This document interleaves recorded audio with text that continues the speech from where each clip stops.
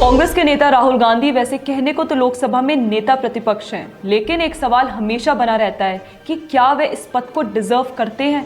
एक सवाल मन में और उभरता है कि क्या उनके लिए किसी योग्य व्यक्ति का बलिदान दिया गया है, ठीक वैसे ही जैसे एकलव्य को अपना अंगूठा देना पड़ा था। क्योंकि वर्षों से राहुल गांधी स्वयं अपनी बातों से तो यही साबित करते आए हैं कि वे राजनीति के लिए तो बने ही नहीं हैं।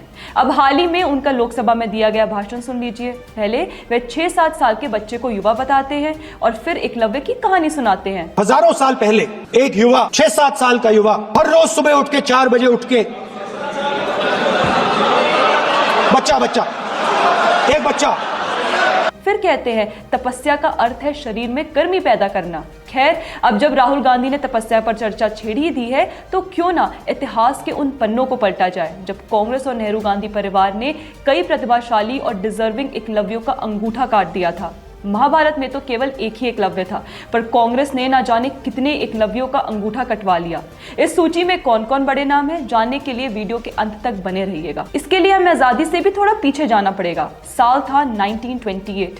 कांग्रेस में इस बात पर चर्चा हो रही थी कि पार्टी अध्यक्ष किसे बनाया जाए। कुछ सदस्य युवा नेताओं को आगे लाना चाहते थे, वहीं कुछ सदस्य अनुभवी नेताओं के हाथ में बागडोर सौंपना चाहते थे। इस बीच कांग्रेस में अच्छी पकड़ रखने वाले मोतीलाल नेहरू ने महात्मा गांधी को एक विशेष पत्र लिखा। मोतीलाल नेहरू लिखते हैं कि अब समय आ गया है कि पार्टी को जवाहरलाल जैसे युवा नेताओं को सौंप देना चाहिए, लेकिन महात्मा गांधी ने इस पर सहमति नहीं जताई और मोतीलाल नेहरू ने फिर से पत्र लिखकर कहा, मुझे लगता है कि मौजूदा परिस्थितियों में जवाहर ही सर्वश्रेष्ठ विकल्प होंगे। हमारी पीढ़ी खत्म होती जा रही है। आजादी का यह संघर्ष आज नहीं तो कल जवाहर जैसे लोगों को ही जारी रखना होगा, इसलिए जितनी जल्दी वे शुरुआत करें उतना अच्छा होगा।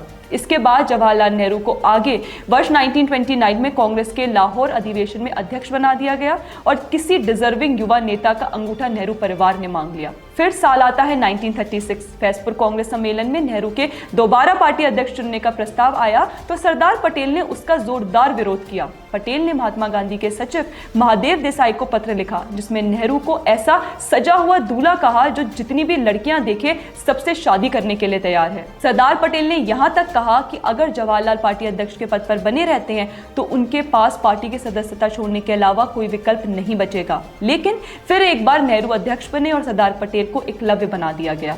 ऐसे ही नेहरू गांधी परिवार ने अगला एकलव्य बनाया नेताजी सुभाष बोस को। 1939 का त्रिपुरी अधिवेशन कौन भूल सकता है, जहां महात्मा गांधी और जवाहरलाल नेहरू के विरोध के बावजूद सुभाष बोस की जीत हुई और यहां से नेहरू ने निश्चय किया कि वे सुभाष बोस को राजनीति का ऐसा एकलव्य बनाएंगे कि उन्हें सिर्फ अंगूठे की नहीं बल्कि जीवन का ही बलिदान देना पड़ेगा।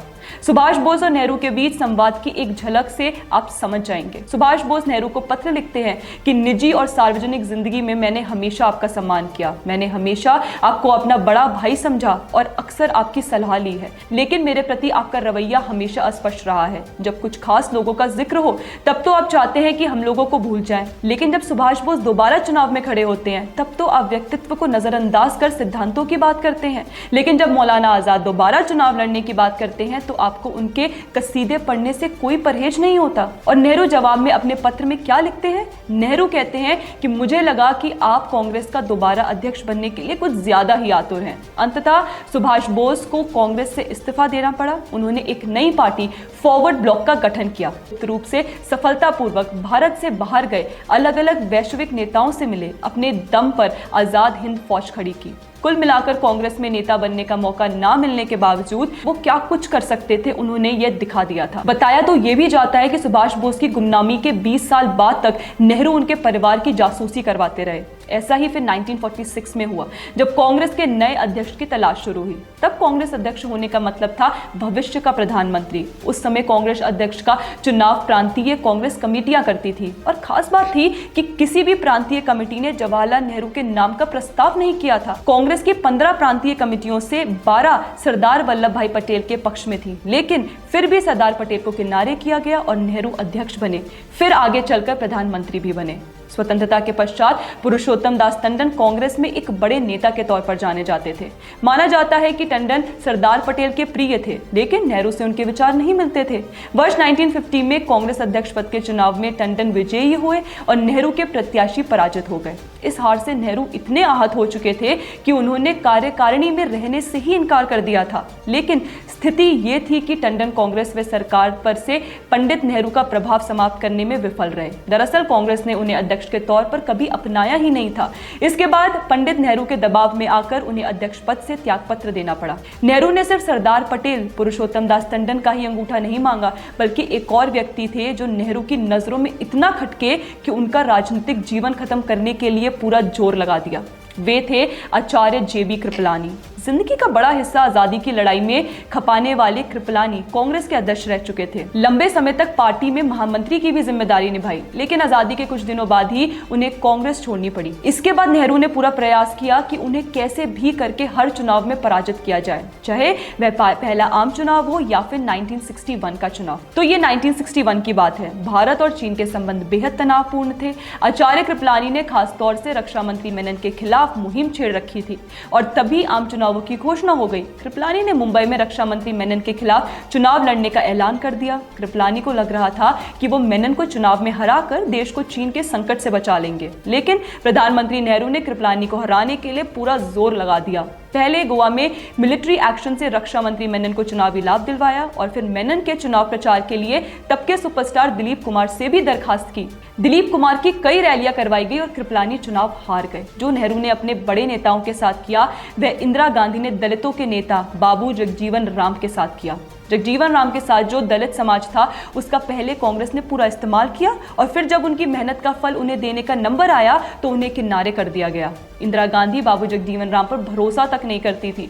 कांग्रेस ने हमेशा उन्हें शक के दायरे में रखा, उनके पीछे खुफिया एजेंसी लगवाई, उनसे मिलने वाले सभी लोगों पर कड़ी निगरानी रखी जाती। जब दलितों को उनका हक देना था, जब उनके नेतृत्वकर्ताओं को सम्मान देना था, तब सत्ता के नशे में चूर कांग्रेस ने दलितों को भी कुछ समझा ही नहीं। भारत रत्न प्रणब मुखर्जी को कौन भूल सकता है, जिन्हें गांधी परिवार ने न सिर्फ 2 बार प्रधानमंत्री बनने से रोका था, बल्कि उनकी योग्यता के साथ ऐसा व्यवहार किया जिससे वे आधुनिक कांग्रेस के एकलव्य माने जा सकते हैं। पहले साल 1984 में जब तत्कालीन प्रधानमंत्री इंदिरा गांधी का निधन हुआ तो वरिष्ठता के आधार पर प्रणब मुखर्जी दावेदार माने गए। हालांकि उन्होंने स्वयं को इस पद के लिए आगे कभी नहीं किया था, बल्कि उन्होंने ही तब राजीव गांधी का नाम सबसे पहले आगे बढ़ाया था। लेकिन राजीव गांधी को लगा कि प्रणब मुखर्जी उनके लिए खतरा बन सकते हैं, इसलिए तो न मंत्रिमंडल में और न ही कांग्रेस कार्य समिति में उन्हें कोई जगह दी गई। उन्हें 1986 में पार्टी से बाहर जाकर एक अलग पार्टी राष्ट्रीय समाजवादी कांग्रेस बनानी पड़ी। दूसरा मौका 2004 में आया था, लेकिन सोनिया गांधी ने पार्टी में नंबर 2 प्रणब मुखर्जी के स्थान पर